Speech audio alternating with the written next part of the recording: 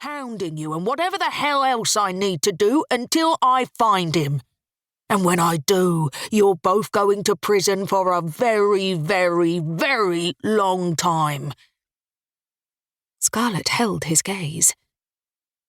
"The threats really start to wear thin after a while," she said coolly. "How many times have you threatened to put me away now, Jennings, She raised one dark, perfectly arched eyebrow. "It used to unnerve me, I'll admit. But after a while, it became pathetically apparent that you couldn't put away a tin of beans, let alone me." There was a loud thump as Jennings hit his fist hard on the table between them. Scarlet leaned back in her chair, lifting her chin slightly with a smirk of triumph. "What's the matter? Did I hit a nerve?" "You cocky little fool! You committed murder, Scarlet," Jennings declared loudly.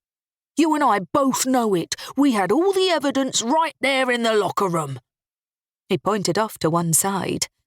"And when that went missing and we hit dead ends, I thought it was over. I really did. But this has given me new hope." A steely look replaced the anger on his face, and the corners of his mouth lifted in a brief smile. "It's only a matter of time before we find him, and when we do, I can promise you he'll give us all we need to put things right." Jennings was talking about her boyfriend, John Richards, or rather her ex-boyfriend. She had to keep reminding herself of that fact, despite the sting it always brought forth. John had been a DI in Jennings's station who had pulled the wool over his eyes and stolen the evidence that would have put Scarlet away for murder. Evidence Jennings had worked hard to get. John had always been a good policeman with good intentions, but he'd cared too deeply for his criminal girlfriend to let Jennings take her down. He'd saved her when no one else could, and gone against his vow to protect and uphold the law he served. They'd had to keep their relationship a secret from that point on. They were two people from very different sides of the track, from different sides of the law. It was an unnatural connection in most people's eyes, but a connection neither of them had been able to ignore. The fire between them had burned too brightly. They'd hidden it well for a while, but eventually they'd been betrayed and their relationship brought to light. John had had to disappear to keep them both from going down for the mistakes they'd made. Her for murder, him for covering it up. Jennings knew the truth, but without John physically there to connect it all, there would remain no evidence of either crime.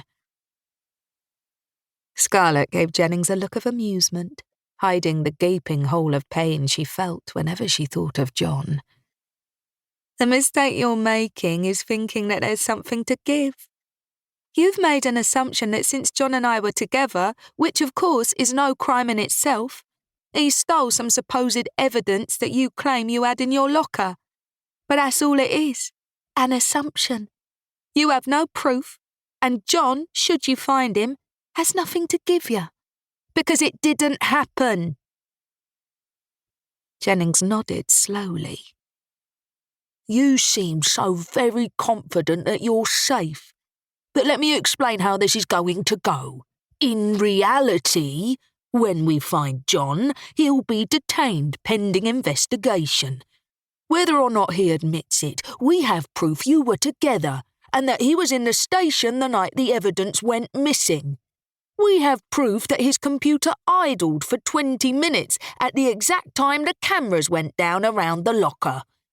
In fact, in this case, the absence of evidence all times together so perfectly that there's no reasonable doubt left in anyone's mind of what happened. That's enough to send him down, whether he admits it or not." Jennings leaned back and his gaze roamed her face critically.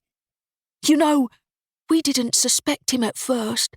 He was an exemplary DI. He even helped with the investigation." Jennings let out a short, humourless laugh.